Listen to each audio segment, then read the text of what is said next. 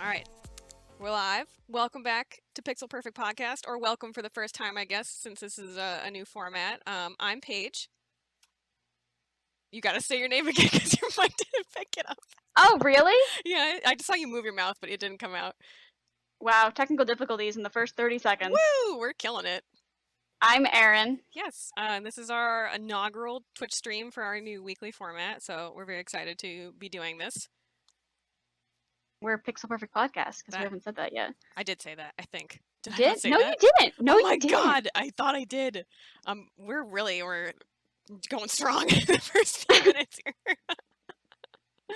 Oh man. But yeah, I feel very excited to talk about our topic today because I feel like everyone is like going through a Nickelodeon renaissance right now with Yes. Avatar: Last Airbender having been on Netflix for a little bit now, and then like Legend of Korra being added recently. Just like reliving our childhood. But yeah, I'm very excited. Korra, our early adulthood. Yeah, that's true. It was post high school. But the last Avatar part is the more important component there.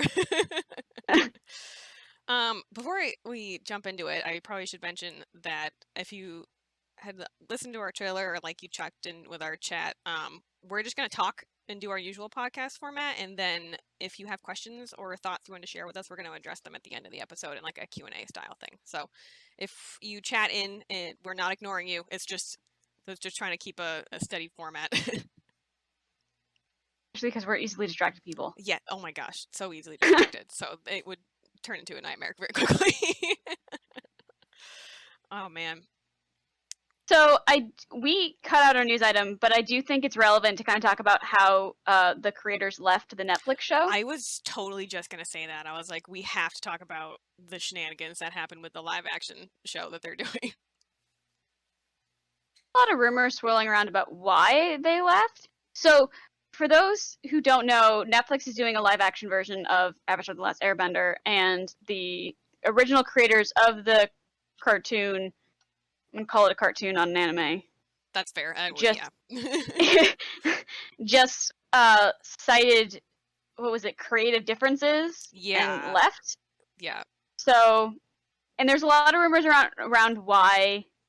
The one that I kind of give the most credence to is the idea that Netflix really wanted to make a grittier, more Game of Thrones style Avatar. Yeah, I saw that. And the creators were like, yeah, want it to be for, children, which is what it is a children's show. Yeah, absolutely. So I don't remember who posted the announcement, but I feel like they were very upfront with like how they stepped back because they were like, we were trying to make the show the way we wanted to, and we knew we weren't going to be able to go in the direction we wanted with Netflix, so we were like, nah, we're just not going to do it. I was like, I think that was the boldest statement I've seen from a creator leaving a project. I think too they talked about how like they would have been fine with certain changes, like they weren't necessarily like against changing the story or doing things. Like they understood that transitioning from cartoon to live action is very like it takes changes and takes things, and I think they were very understanding of that, but they were just changes that Netflix was trying to make that they were like, nah, we're not doing that. Yeah. And I would not be surprised at all if Netflix is like trying to age it up and make it Game of Thronesy, because ever since Game of Thrones, that's like what everyone does. They're like, we gotta make this grittier and awful and make you hate your life while you're watching it. Inherently a better, like, I'm like, it wasn't good at Game of Thrones, and it's not great at period. Yeah, I'm like over it. I'm fatigued by everything being sad and awful. Yeah, so I'm still gonna watch it though. Oh yeah, absolutely, you have to. Is it true that M. Night Shyamalan took over, or was that like a joke that perpetuated on Twitter? I'm pretty sure that's a joke. Okay, I think thank Netflix God. is smarter than that. I was like really nervous. Like, no. I can't imagine Netflix being that stupid. Well, I have to listen to a show where they keep calling Aang Ong. I'm gonna lose my goddamn mind. Yeah, and there was also I follow someone on Twitter who's very smart, and she was talking about how, because there were rumors going around that Netflix was also trying to whitewash the characters. Oh God. And she was like, I feel like Netflix is smarter than that because they watched the M. Night Shyamalan thing and then saw how the backlash of how it upset everyone that it was whitewashed. So like, I kind of agree. I don't think Netflix is going to be that dumb. Yeah, I mean, I hope But not. But they also make me nervous because they really like canceling content that's like LGBT friendly and like I don't know. There was just like a list of cancellations that came out recently that I was like, really, Netflix? Really? You're gonna make more garbage like Kissing Booth 3, but you're not gonna have I know, I fucking good think shows. some of it was the pandemic in terms of like the things were written and they literally couldn't film it. Yeah. But yeah, they do have a tendency to cut shows that have diversity in them Yeah, versus exactly. like, so Yeah, I feel like it yeah, could really go either way. Netflix. Very hit or miss. Excuse me, Okay. my God. Oh man. I don't know if you wanted to start this off talking about our experiences with our first time watching these shows because I like they started Avatar: The Last Airbender aired 2005 to 2008, and I only actually watched the first two seasons before I like just forgot about it. I guess when I was younger, I don't know. I didn't actually watch book three until I was in like my late teens and then watched it like on a website for free cartoons where I was ripping it off. To be totally honest with you, I don't remember anything about how I got into Avatar when I watched it. I don't remember. I remember Korra. I remember watching Korra for the first time, like weekly. Yeah. But I don't remember anything. I just remember maybe I just sprung out of the ground liking Avatar. I know. I don't. It's like a mystery. I'm I don't like remember. I feel like I was just like I liked watching Nickelodeon and it must have just come up and I was like, "Oh, this show's cool. I guess I'll watch it." But Yeah. I mean, I feel like I definitely watched it. I might have watched it on TV and watched it all the way through. mhm. And then I think it was on Amazon Prime for a while, and then Yeah. the actual full disc DVD collection came out, and then we bought that. Yeah, I think I bought that like the second it came out. Yeah. So, yeah, because it wasn't super accessible for a while, if I remember correctly. No, it really wasn't. Well, Nickelodeon for a really long time, any of their shows, it was hard to watch. Like I feel like actually I think Korra really helped with them being less of a stickler about watching content online because halfway through season 3 or early on in season 3, they made it online only. And so I think they kind of got their crap together with letting people stream stuff on their website. Yeah. Um, I don't know, but like Avatar, I feel like was a big part of my writing journey where I was just like, I want to write shit that's this good. Right? I'm never going to, but I was like, I No. want to write shit that's this good. We don't have hope, but it's like it's so good. It's just I've watched it so many times now and I always notice new things each time that I'm like there's just so much nuance and charm to it and they just really hit it out of the park with this one. And I'm glad we're talking about Korra because I was, well, I mean, I'm not glad, but I was like, are you sure? Are you sure you're glad about that? but otherwise, I feel like we're going to be gushing a little too much, and it's just going to be us talking about why Avatar is great without Yeah, any like actual substance to it. absolutely. Yeah. So yeah. Yep.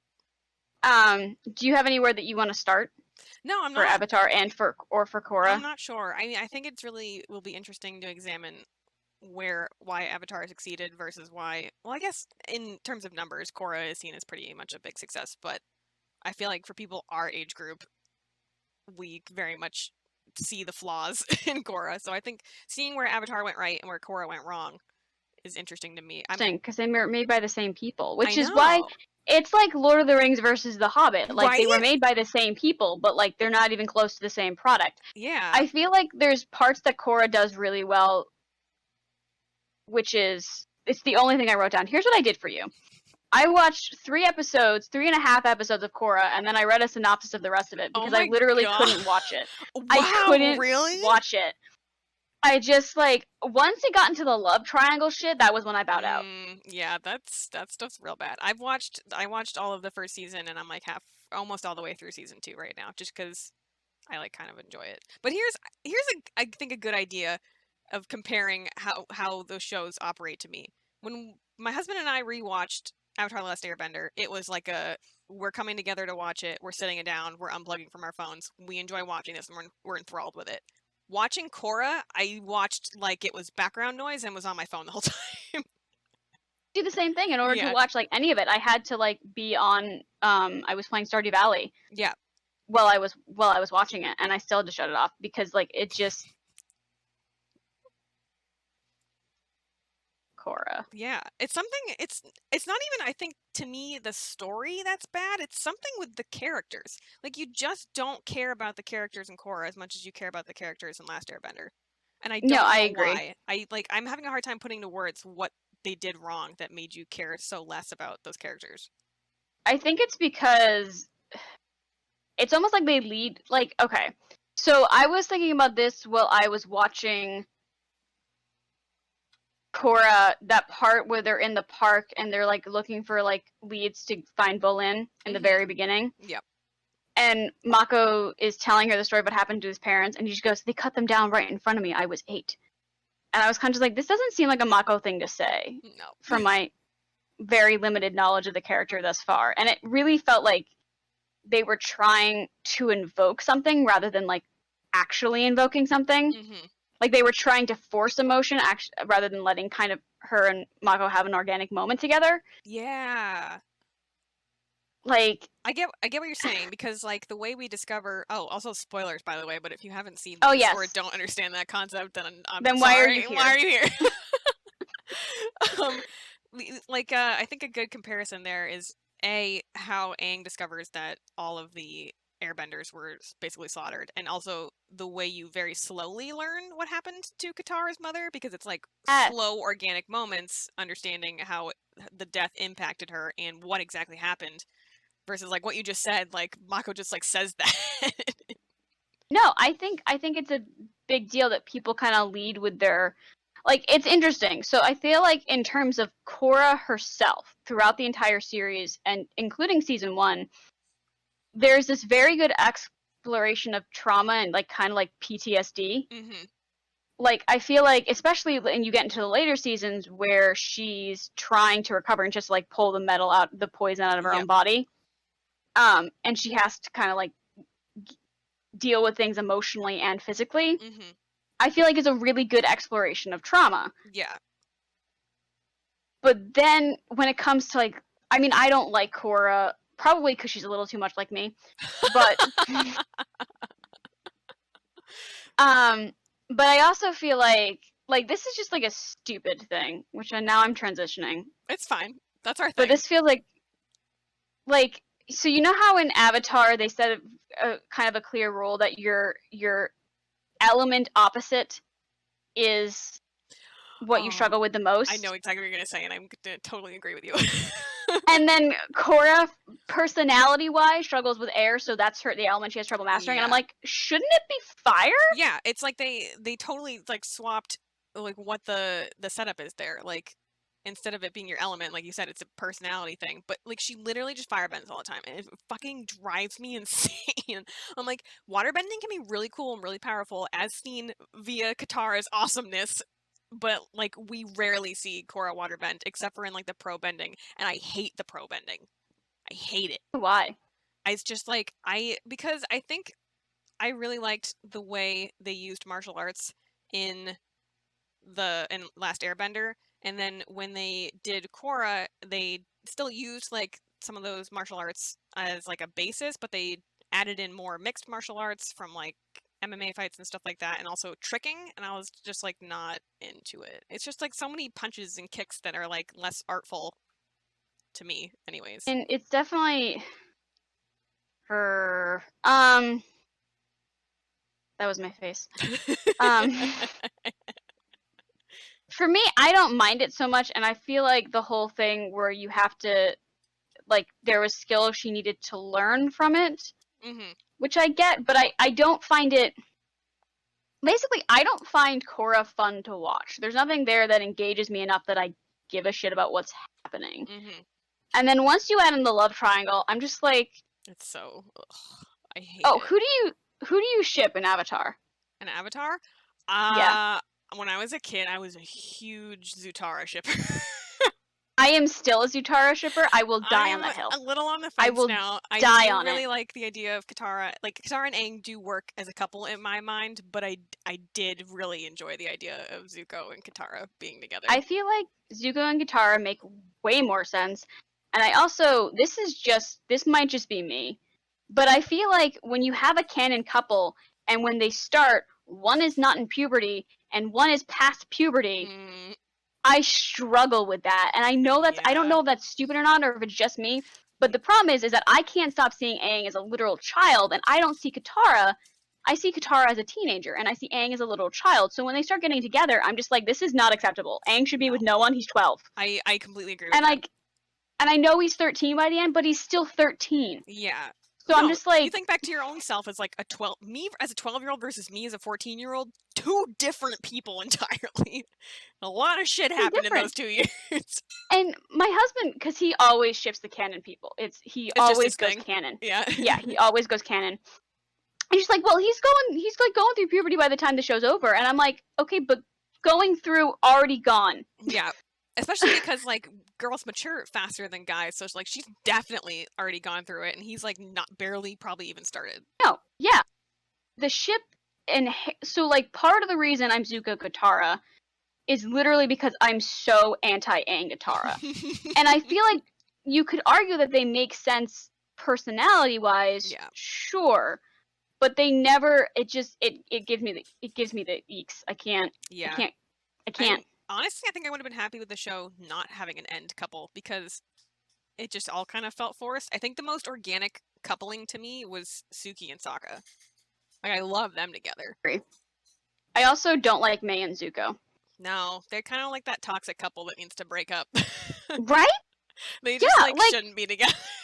My husband likes them, and I don't. I mean, because he always loves canon, but I don't understand it because I don't feel like they work, and I feel like Zuko and Katara have like lessons they need to teach each other, and kind of just like work really well together. And I will die on that hill. I will die on the Zuko Katara hill. Yeah, and shared trauma. Yeah, very similar scenarios. And there's a lot about like forgiveness, but like in a healthy way. Yeah. Does that make sense? Yeah, I can see where you're getting at. Yeah. So fuck Aang and Katara. Or at least, like, I would have been fine if they hadn't ended the show with them basically being together. Yeah. Like, if we had found out in Korra that they had ended up together, I would have been like, okay. Right, yeah. But I didn't need to see it. Like, the final scene didn't need to be them kissing. It could have just been, like, the group of them in the house in Ba Sing Se, like, doing their thing with Sokka's drawing and whatnot. Like, I feel like that would have been a really happy scene. Especially because they are all children, basically. Definitely, I like don't watch the ending of Avatar because I hate Aang and Katara so much. I literally walked out of the room. I was just like, nah. I can't believe I've gone so long not knowing this fact. This is great. I mean, really, considering how you and I were with guys growing up, is this really a surprise? No, not at all. No. I think we constantly ship and are attracted to the same type of people. Which is one of the reasons why it's a miracle our friendship has survived. Oh yeah, I'm pretty sure the day I texted you that I was meeting my husband Brendan, I think it was like you were like, excuse you, don't steal him from the group. What are you doing? I mean, probably that sounds like me. Yeah, but I mean, it was all in good fun. But yeah, no, and then Cody and Brennan look. Yeah, enough very that like similar, you guys came weird. to my wedding party and my relative literally confused Cody for. And I was like, no, wrong person. Oh my god. Yeah. Sorry, we've transitioned into weird here. Yeah, it's fine. It happens. I was gonna ask a follow-up question. Do you think Sokka is the father of one of Toph's children? Oh, what an interesting question. Because I think we only know the name of one of the fathers. We don't really know the identity, and we definitely don't know anything about one of the other ones. Maybe? I just have like I guess like I wouldn't be surprised. Like my head canon is that Suki tragically died early on in life, and then Sokka secretly banged Toph. I mean, I'm not like gung-ho about it, but I'm not anti that. Right, yeah. Suki kind of bothers me too. Not like really? a lot. Yeah, not like a lot. In what But way? again, I think it's probably a too much like me deal. That's interesting. Um, but I like her and Sokka together better than I like him and the moon together, Oh yeah, UA. which I think makes more sense. I definitely think that they're the most depth relationship in the show Yeah, absolutely. for me, at least. Absolutely. How did you But how do you feel about Azula? I think Azula is one of the greatest villains. Oh, absolutely. Like I love her and I love to hate her. Mhm. And I also just her breakdown at the end makes sense to me because it's not so much about like crazy like it doesn't feel like crazy Daenerys going crazy because she's in power. Right. It feels like somebody who's like suffering the consequences for her behavior for all these years Yep. and then has to like deal with her inner demons basically as a result of that. Right. Like she got Not everything like she wanted and then it wasn't what she wanted. Like she was like, "Oh, I've got everything now, but my demons are still here." yeah, well it's and then there's a realization too that like because her thing makes sense considering that Ty Lee and May both like abandon her Mhm. and turn against her. So she thinks everyone's turning against her, but it's because on some level I think she understands that it's because of her own behavior. Right. And she's got that internalized I don't want to call it trauma, but like definitely thing with her mother. Yeah, yeah, she's got like a really strange relationship and like an interesting view on it. So I it's just interesting to see how you can do um women in power goes excuse me. Women in power goes crazy well, and then Mhm. you have like D&D and Game of Thrones. Which was just bad. Just bad. But like Azula was the Yeah. villain the whole time though, and then we slowly learn she has like non-villainous components, and then you just like kind of pity her. Freaking Game of Thrones, they were like, Well, she's crazy now. Sorry. yeah. And I mean, Azula has that very humanizing episode where they're all at the Oh, the fire beach beach. party Yeah. thing. Yeah, that Yeah. was a really good episode. Where you realizes that she realizes that she's kind of alone because she's just kind of excessive. Hmm. So I feel like she's humanized enough that like I just think she's a really well written villain. Yeah, I can agree with that. Um Cody, my husband, thinks that the villains in Korra are better. Partly not necessarily than Azula, but definitely more than the Fire Lord, who, What? to be fair, doesn't really have a personality No, and is kind of just a trait of evil bad guy. But the reason he likes Korra is because he feels like all the villains are on some level a little right. I get what you're saying, especially with like Amon in season one. Yeah. Yeah, I think I So don't. I don't know. I had like villain fatigue by season four. Like season four is the best one for Korra in my opinion, but like the Kuvira thing drove me nuts for some reason. I think Last Airbender has a nicely paced story that's slower and it's like one overarching villain, whereas like Korra decided to really ramp up the pace and like give you a new obstacle every season. I didn't confirm this. I meant to, but today's been crazy. My Hmm. husband said that Korra was intended to only be one season. Yeah, it was, and then And then yeah. yeah, So I think that might be why, I think that might be what the root of its problems are that makes in sense. terms of both pacing, because its pacing is really fast, which I think It's is another one of the super problems is fast.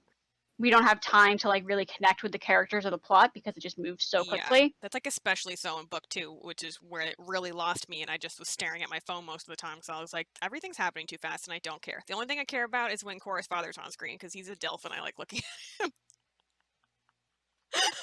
Like, I've never even seen season 2. I've seen like the first 3 episodes. I think I've watched Mhm. all of season 1, a few episodes of season 3, and then all of season 3 and 4. Wow, that's I crazy. just skipped It's season 2 season completely. two is so frustrating because it's so critical for the story overall, and yet just awful. Like the whole thing with learning about the first Avatar, although I do have a problem with that story that I will share with you. Um, but like learning about the first Avatar learning more about the spirit world and like what makes the avatar with like the connection with Rava is so integral to the whole thing. But that season just sucks so hard. You're like, I don't care. I think that's the tagline of Korra is I should care, but I don't. That's very true. So tell me your story. So I don't know if you're gonna remember this, like how much of, because you said you didn't see much of season 2, but when you learn about Wan, the first avatar, it turns out like humans all live on cities on the lion turtles, and the lion turtles will gift them elements to use to help them like with things like hunting or like gathering food, and then they give the gift back. And so the way Wan becomes the avatar is collecting each of the elements from each of the lion turtles. But then, like in Last Airbender, there was like the really heavy emphasis on like the Earthbenders having learned from the Badger Moles, or like the Airbenders learning from the Sky Bisons, or the dragons teaching firebending to other people. So I was like do those two things go together? And like they got gifted it from the lion turtles, but then animals taught them how to use it. Did the lion turtles gift elements to animals? I don't know. But the two stories conflict a lot in my head, and it really bothers me. There's me too. Right? Yeah, I just feel like Korra in general, they kind of got a little fast and loose with their own rules, which bothers me. Like, I'm very one for like internal logic. Yeah. Where I just want things to make sense. Right. Internally. Or if like you craft a world with certain rules or lore, like stick to it. Well, yeah, because the thing is that once you break your own rules, you're kind of like, well, I don't understand this world anymore. Yeah. You know what I mean? Unless you have a really good explanation for why the rules are broken and it's like integral to plot wise. Like, don't do that. And maybe like there might be something I'm missing because they have continued both Last Airbender and Korra with comic series that are all canon. So maybe they've touched on that topic, and I don't know because I haven't read any of those. But yeah. I know that there's the Zuko mother one is sad. Oh yeah, I read up on that because I was really curious. Yeah. It's super sad. It's super sad. Oh my god, poor Zuko. I know. Zuko's my baby boy too. I love him so much. Like that's right there. That is a stellar character arc, is his whole like redemption arc in Last Airbender. Absolutely love it. I think the way he changes so slowly really works. I feel like in Korra, you don't really get an opportunity for that really slow change. I'm not really sure people change that much, except for like maybe Korra herself. Yeah, I think that's. I feel like nobody really changes. Yeah. Like Avatar, you see everybody change in big drastic ways throughout the course of the series. Right. And Korra does not do that. No, she literally, if she changes at all, it's literally not until like season 4. So it's just like I think that's I think that's why season 4 is the best. Yeah, and I can't think of how Mako would have changed, or like Asami kind of got good at taking care of herself, but like everything was just positive, and then Bolin is just perpetual comedic relief.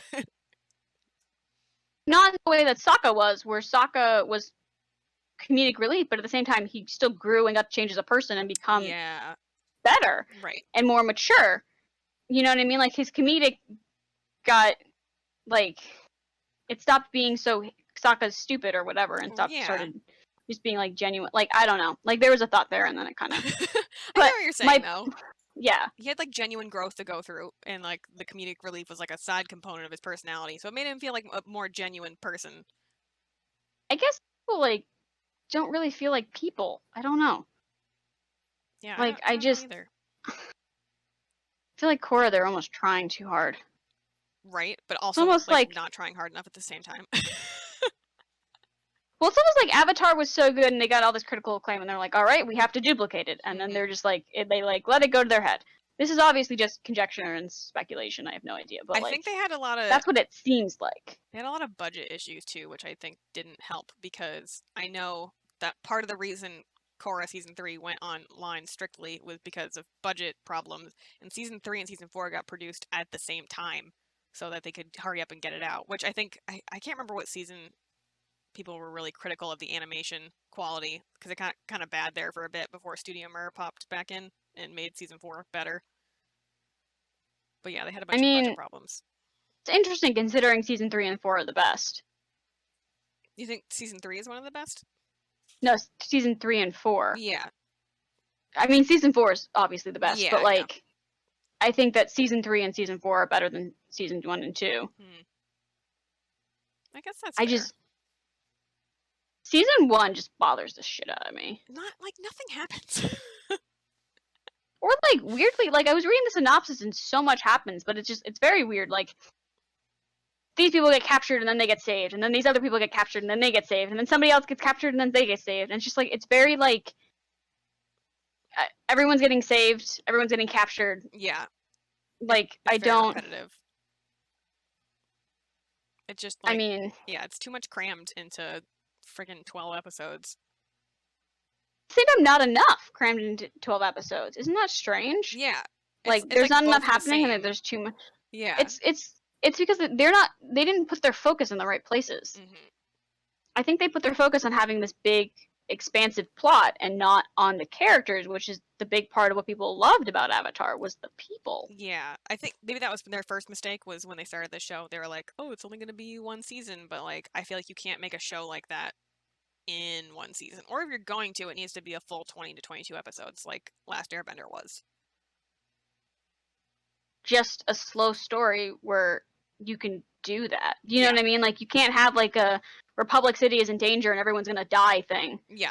You have to have like a slower, more character-driven story. Like it's Avatar: The Last Airbender feels more character-driven than Korra does. Yeah. Korra feels far more plot-driven. That's the perfect way to sum it up. Like Airbender character-driven, Korra plot-driven, poorly. Yeah, and it's not that Avatar doesn't have plot-driven pieces. There are entire chapters that are just plot-driven. But like, I think an example of that where they do it both at the same time would be the episode where Zula, Tylee, and May are following them on those really following them on that train or whatever, the metal thing. Yeah. And they keep having to fly, and they're all exhausted. Yep. And they're all tired.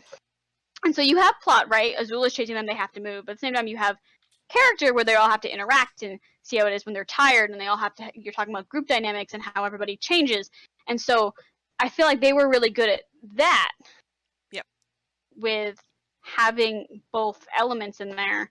And Korra, they're so incredibly plot driven that there's no time for the characters to do anything. One of the things I read too is that part of the reason they opted for shorter seasons was because they decided to cut filler episodes. And I was like, okay, but your filler episodes were some of your best ones out of the whole series because it presented the more character growth. Like we got to learn more about the characters.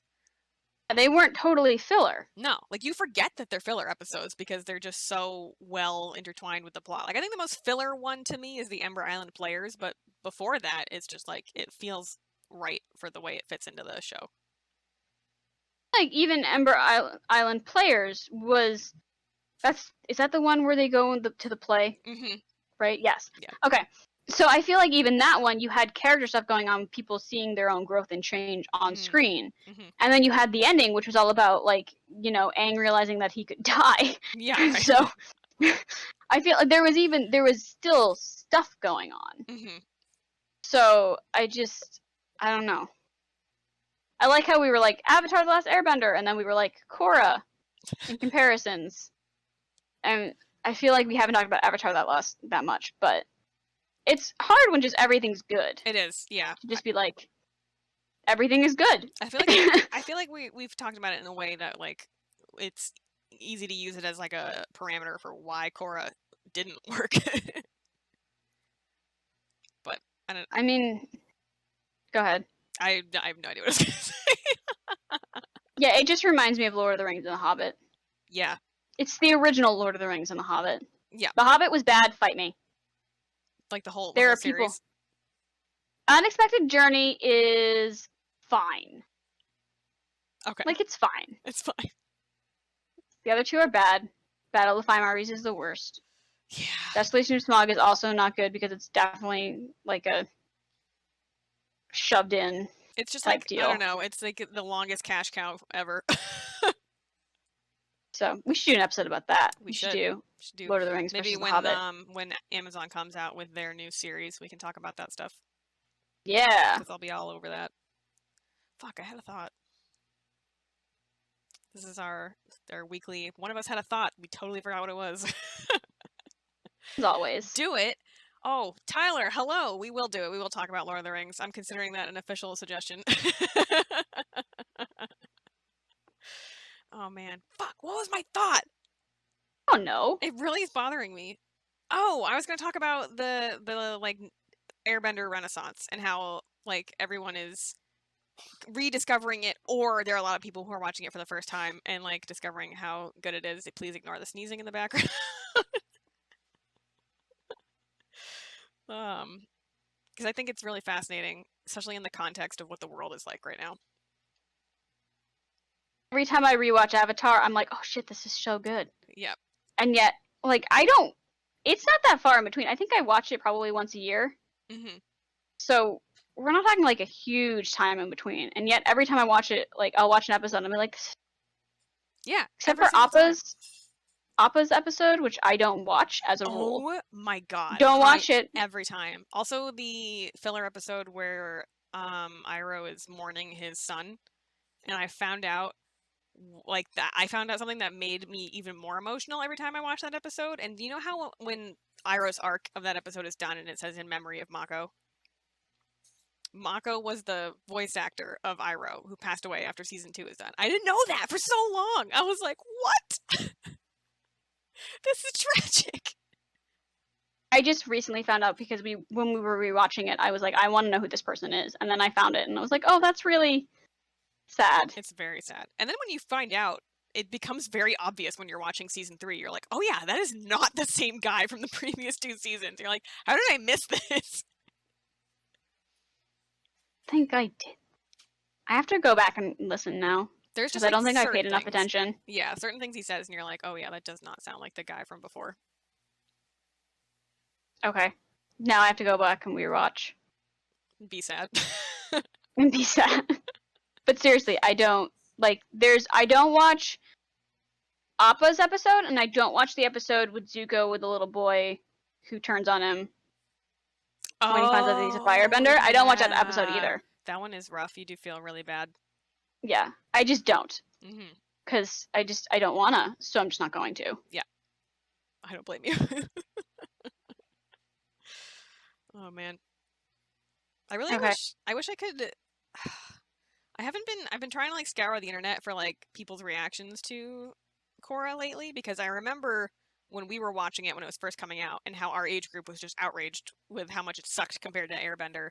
But most of what I've been seeing online is a lot of people really enjoying it. So I'm curious if people like younger than us like it way more than we do, or like what I'm missing. Possible that we have nostalgia glasses. Oh, maybe. So when I feel like Avatar is so deeply personal to me. Mm-hmm. And I feel like it's one of those things that just feels so deeply personal to everybody. Yeah. So when Korra came out, it was like they were messing with some sort of part of my personality. I can get that. Versus I think people, if you don't have that very deep childhood connection to it, mm-hmm. It's much easier to kind of just be like, well, this is fine. That's true. This is good. And Korra did have a decent critical reception when it came out. It really did. It surprised me a lot because I was trying to get some of those stats before we recorded, and I was like, man, I remember our whole group of people like actively hating on this, and then to see that the general consensus was actually very positive, I was so surprised. I just remember hating it. Yeah, that's what I remember too, which is everybody disliking it. Yeah. But for sure. I'll have to ask my brother-in-law what he thinks because he just watched Avatar Last Airbender for the first time like this year and is now watching Korra. So I'll have to be like, oh, like what do you think about how the two compare? Idea, because I would really be interested. I feel like Korra is still a good show for kids. I mean, they're definitely, these are children's shows. Yeah, until you get to the episode where that we take way too seriously. They choke out the frickin' Earth Queen with airbending. That's a little... It's like the Patrick Willems quote about Star Wars of like, this is a movie about space wizards for children, and you're taking it way too seriously. Yeah, absolutely. Sometimes I feel like that. But at the same time, I get very annoyed about things like her Anti-element is supposed to be fire, damn it! The consistency is all wrong here. Fuck you! Right? So true. This is where the lull starts to happen, where we're like, do we still have things to say? No, I feel like I've covered everything I wanted to talk about. If anyone has thoughts or questions they want to share, feel free to share them now, and if not, then we'll wrap it up. But I think hold on, pardon me. I just interrupted myself by drinking water. I don't know what the fuck I was doing there. Sometimes you're just so thirsty. You just gotta. But yeah. We decided what we're talking about next time, right? Yeah, we changed it to so we were gonna do Mulan next episode, and then we realized that it was coming out for free in December versus paying $30 for it now. Yep. So we're gonna be some broke bitches and do it in December instead of next week. So we're doing Lindsay Ellis's Axiom's End next week. Which, if you're not familiar with Lindsay Ellis, she is a YouTuber and has a lot of really awesome video essays that you should check out. Yeah. Watch Lindsay Ellis. She will make your life so much better. Especially if you just listened to our Twilight episodes. She has an essay about that stuff too that you should check out. Yeah, it's called Dear Stephenie Meyer, and it's basically about how the big chunk of the backlash against Stephenie Meyer was, sexism, which is true. Absolutely. So, and just the vitriol of people not liking the things that teenage girls like. So, yeah, good stuff. Just check out Lindsay Ellis. This is our Lindsay Ellis plug. That's probably going to repeat next week when we talk about it. Yeah, definitely. I'll probably have to watch more of her videos then. Get my shit together. Yeah, I've seen all of them. Like, all of them. God, some of them are like 2.5 hours long. Yeah, no, I've watched all of them. There's this series she did with a friend of hers who also has a YouTube channel, whose name is currently escaping me, where they basically crowdsourced a paranormal romance book, and it ended up being about a Davy Jones level kraken. Okay. It's like sea monster. It was like a parody supernatural romance. Okay. Paranormal romance. That was like lightly spoofed off Twilight. Oh. And they actually published it. Oh my god. They got offers to actually publish it legitimately, but they turned them down because they wanted to play a more straight, not complete parody version, and the publishers wanted a complete parody version. Yep. But like that was the thing that happened. Anyway, that's fascinating. Sorry. So many things to look up now. But yeah, if you tuned in, we really appreciate you guys being here. We don't have any questions at the moment, so we're gonna call it an evening, and we'll catch you guys next Tuesday at the same time. Bye. Bye.